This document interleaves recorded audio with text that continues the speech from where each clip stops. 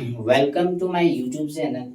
तो कल तक जो है हम लोग कल तक जो है वो क्लास 9 का जो साइंस था उसका पार्ट नंबर 3 तक हम लोग देख चुके थे। पार्ट नंबर 3 तक हम लोग ऑलरेडी देख चुके हैं। आज जो हम लोग देखने वाले हैं वो देखने वाले हैं पार्ट 4। आज हम लोग क्या देखने वाले हैं? पार्ट 4। ठीक है, पार्ट 4 यानी चैप्टर नंबर 2 जो है क्या हमारे आसपास के पदार्थ शुद्ध हैं, उसका जो है पार्ट नंबर 4 आज हम लेके आए हैं। जिसमें से कल जो है हम लोग विलियम की सांद्रता तक हम लोग देख चुके थे। कल जो है हम लोग विलियम की सांद्रता तक हम लोग कंप्लीट कर चुके थे। ठीक है, विलियम की सांद्रता तक हम लोग देख चुके थे। विलियम की सांद्रता हम किसे कहते हैं? किसी भी विलयन में जो विलय पदार्थ की मात्रा उपस्थित रहता है, किसी भी विलयन में जो विलय पदार्थ की मात्रा उपस्थित रहता है, किसी भी विलयन में जो विलय पदार्थ की मात्रा उपस्थित रहता है, उसी को हम कहते हैं विलयन का सांद्रता। विलयन की सांद्रता को हम प्रतिशत में व्यक्त कर रहे थे। ये सारा चीज हम लोग कल लेक्चर 3 में देख चुके हैं। जो भी स्टूडेंट नए हैं वो जल्द से जल्द जुड़ जाइए। इससे क्या होगा कि आपका अभी तो क्लास 9 का जो चैप्टर नंबर 2 है उसका भी हम सब्जेक्टिव देख रहे हैं। तो क्या होगा कि आपको कोई भी टॉपिक जो है आपका मिस नहीं होगा। आज हम लोग पढ़ेंगे कि विलियम के सांद्रता के अनुसार। आज हम लोग पढ़ने वाले हैं सांद्रता के अनुसार। आज क्या पढ़ेंगे? सांद्रता के अनुसार। सांद्रता के अनुसार सांद्रता के अनुसार विलियन को सांद्रता के अनुसार विलियन को 3 भाग में बांटा गया है। कितने भागों में बांटा गया है? 3 भागों में बांटा गया है। सांद्रता के अनुसार विलियन को कितने भाग में बांटा गया? 3 भागों में। पहला जो है वो आपका है संतृप्त विलियन। पहला क्या आपका? संतृप्त विलियन। सेकेंड जो है वो आपका है या संतृप्त विलियन। या संतृप्त विलियन। और थर्ड वन जो है ये आपका है अति संतृप्त विलियन। अति संतृप्त विलियन। यानी विलियन को 3 भागों में बांटा गया। ठीक है, तो सबसे पहले हम लोग जो देखने वाले हैं वो क्या देखने वाले हैं? संतृप्त विलियन, जिसको हम कहते हैं सैचुरेटेड। ठीक है, जिसको हम क्या कहेंगे? Saturated solution. ठीक है, तो 1 बाय 1 करके जो है वो हम लोग डिस्कस करने वाले हैं। 1 बाय 1 करके हम लोग क्या करेंगे? डिस्कस करेंगे। यानी संतृप्त विलियन के बारे में हम लोग यहाँ पे देखने वाले हैं कि आखिर संतृप्त विलियन है क्या चीज। तो जो भी नोट्स नहीं बनाए हैं वो आराम से हेडिंग लगाइए कि संतृप्त विलियन। संतृप्त विलियन को हम सैचुरेटेड सॉल्यूशन कहते हैं। इसे हम क्या कहेंगे? Saturated solution. संतृप्त विलियन को क्या कहा जाएगा?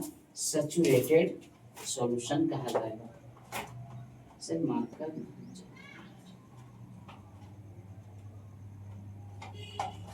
शायद मार्कर नहीं चल रहा है, इंक लग रहा है, डालना पड़ेगा।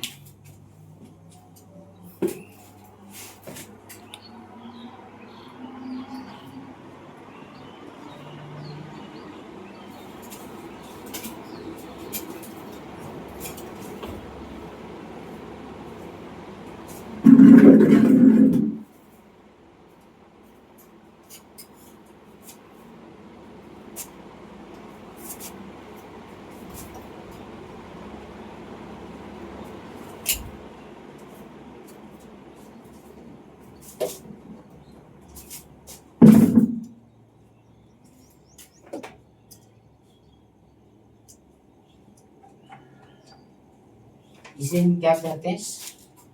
इसे हम, चलिए ब्लू से हम यूज कर लेते हैं, इसको हम कहेंगे सैचुरेटेड, इसे हम कहेंगे सैचुरेटेड सॉल्यूशन।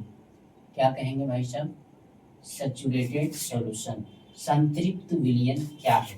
तो आप अपनी कॉपी में हेडिंग लगाइए, इंक खोले ना, इंक काला में नहीं मिलेगा ना, इसको इसी तरह तो खोल कर अगर मकसद नहीं चल रहा, बस समझा।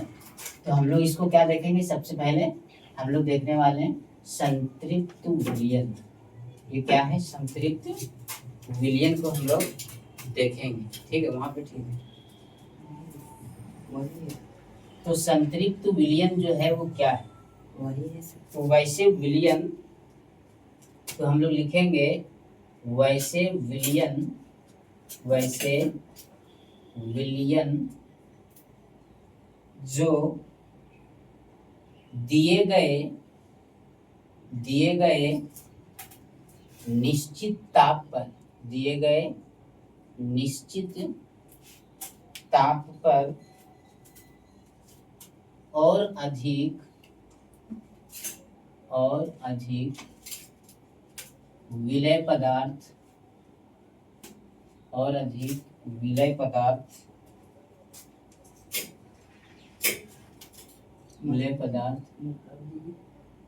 नहीं घुलते हैं, विलय पदार्थ नहीं घुलते हैं, उसे संतृप्त विलयन कहा जाता है।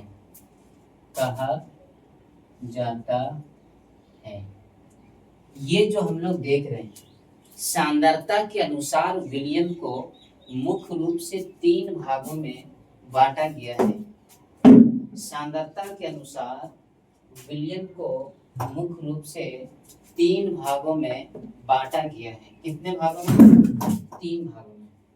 पहला आपका क्या था? संतृप्त विलयन, सैचुरेटेड सॉल्यूशन।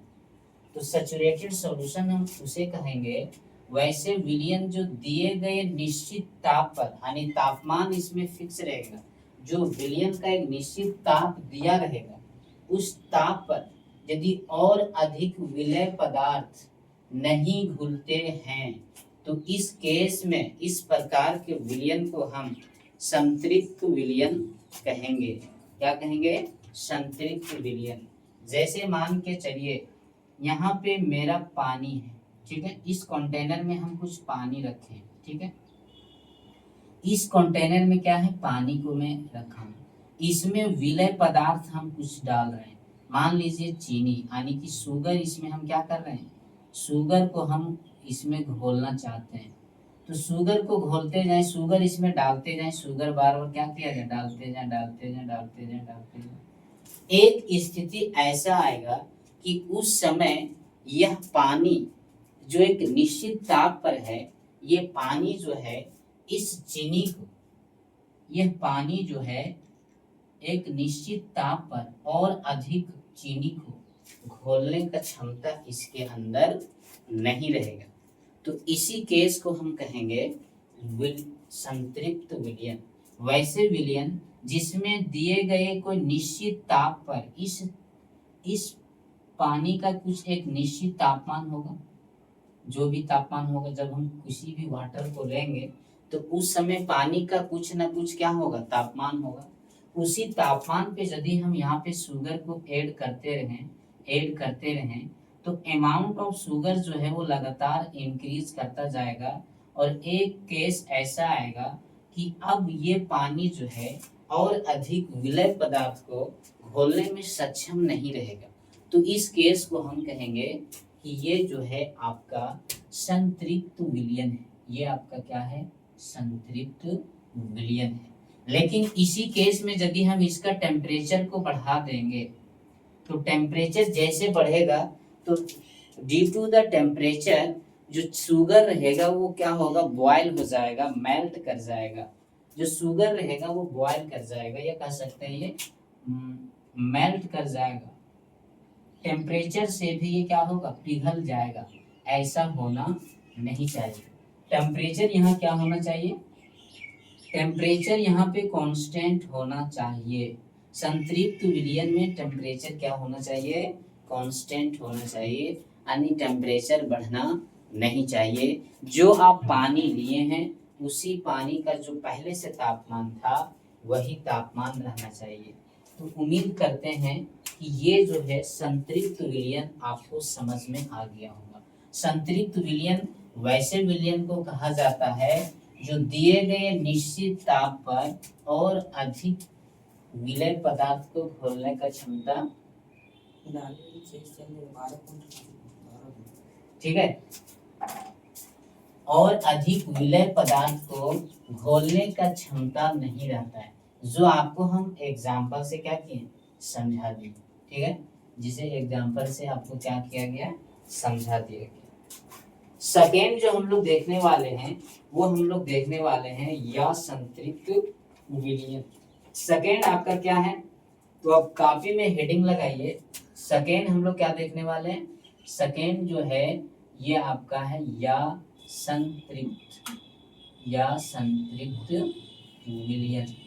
इसको हम कहेंगे अनसैचुरेटेड। इसको इंग्लिश में हम लोग क्या कहेंगे, अनसैचुरेटेड सॉल्यूशन। फर्स्ट हम लोग देखे थे सैचुरेटेड सॉल्यूशन, सेकंड हम लोग क्या देखने वाले हैं, अनसैचुरेटेड सॉल्यूशन।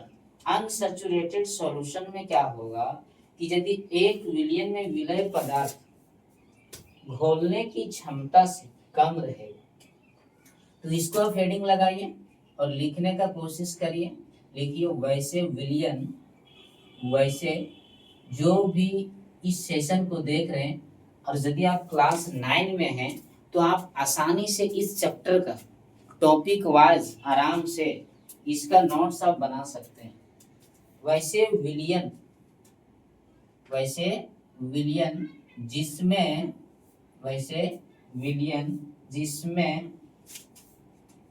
एक विलयन में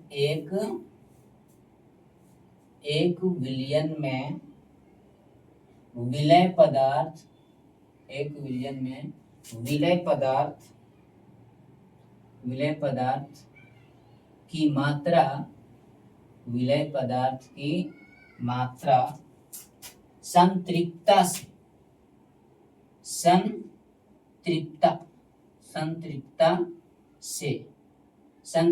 से का मतलब होता है घुलने की क्षमता से। इसको हम ब्रैकेट में क्या लिख सकते हैं, घुलने की क्षमता से। ब्रैकेट में हम क्या लिख सकते हैं, घुलने की क्षमता से कम हो, घुलने की क्षमता से कम हो। तो इस प्रकार के विलयन को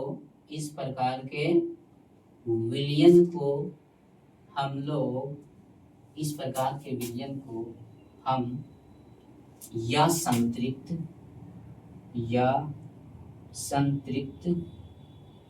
विलयन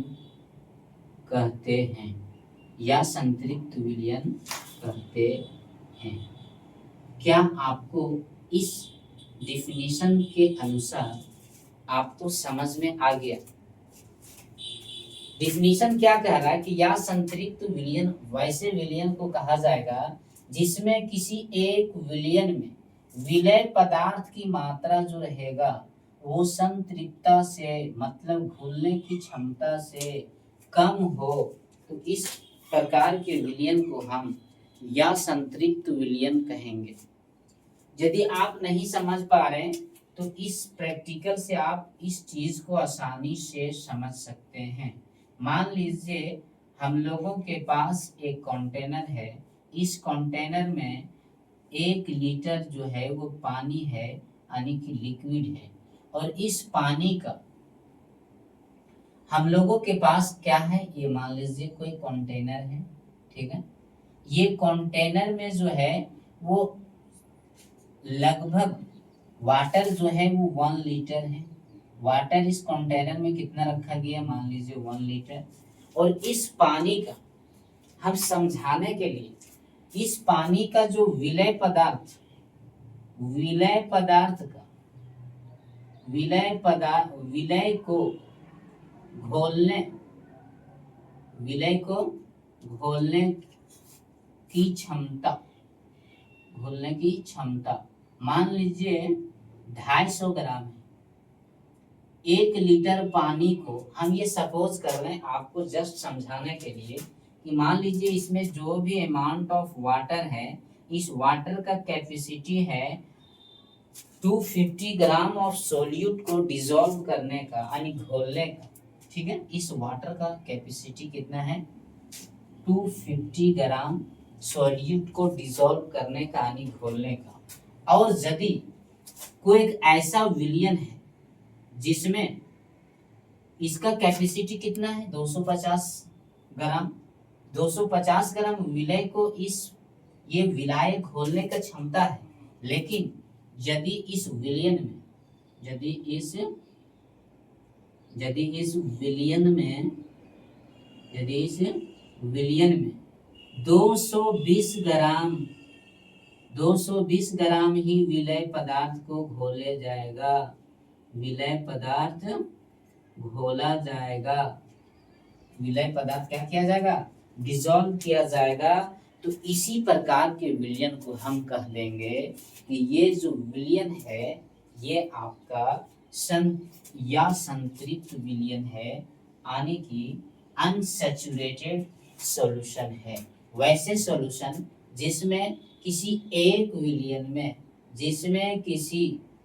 विलयन में विलय पदार्थ की मात्रा जो रहेगा वो संतृप्तता से कम होगा। संतृप्तता से क्या होगा, कम होगा। संतृप्तता से बोले इसका मतलब ये हुआ कि घुलने की क्षमता से कम है। किसी भी विलयन में विलय पदार्थ की घोलने का क्षमता जो है विलायक को, उससे यदि वहां पे कम विलय पदार्थ मौजूद है तो इस प्रकार जो विलयन बनेगा उसको हम कहेंगे या संतृप्त विलयन। क्या कहेंगे उसको हम लोग, या संतृप्त विलयन कहेंगे। तो ये चीज आप लोगों को आसानी से समझ में आ गया होगा। ठीक है, इससे पहले हम लोग क्या देखे थे, इससे पहले हम लोग देखे थे संतृप्त विलयन। संतृप्त विलयन देखे, संतृप्त विलयन भी हम लोग आसानी से समझ लिए। उसके बाद हम लोग क्या देखें, उसके बाद हम लोग देख लिए या संतृप्त विलयन। या संतृप्त विलयन में क्या हो रहा है, विलायक को जितना घोलने की क्षमता है उससे कहीं कम अमाउंट में जो है वो विलय पदार्थ मौजूद है। तो इस प्रकार के विलयन को हम कहते हैं या संतृप्त विलयन।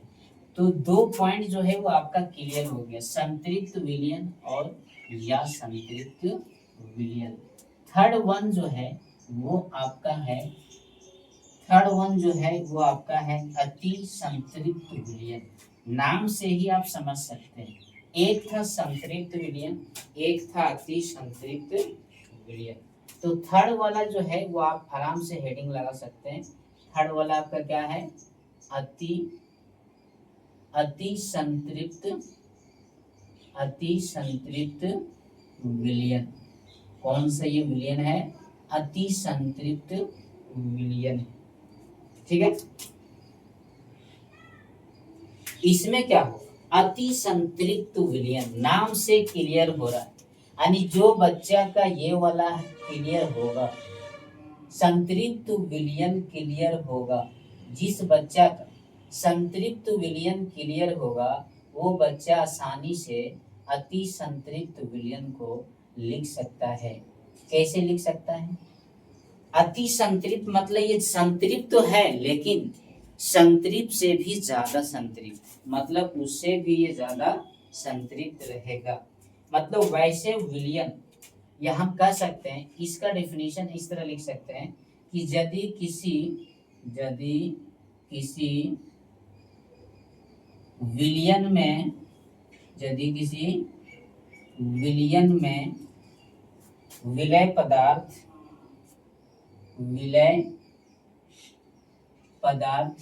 विलय पदार्थ की मात्रा, विलय पदार्थ की मात्रा संतृप्त स्तर से, संतृप्त स्तर से कम हो, संतृप्त स्तर से कम हो, विलय पदार्थ की मात्रा संतृप्त स्तर से कम हो, तो इस प्रकार का जो विलयन बनेगा उसे हम कहेंगे अति संतृप्त। संतृप्त स्तर से क्या हो, कम हो, तो इस प्रकार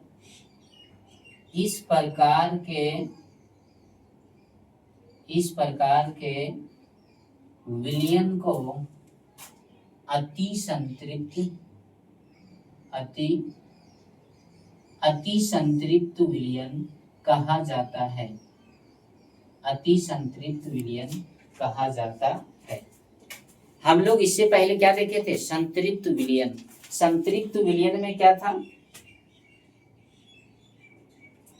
जैसे को विलयन था, मान के चलिए हम लोग 3 ठो विलयन पढ़े थे। फर्स्ट विलयन में हम लोग क्या देखें, फर्स्ट विलयन में हम लोग देखें ये था आपका संतृप्त।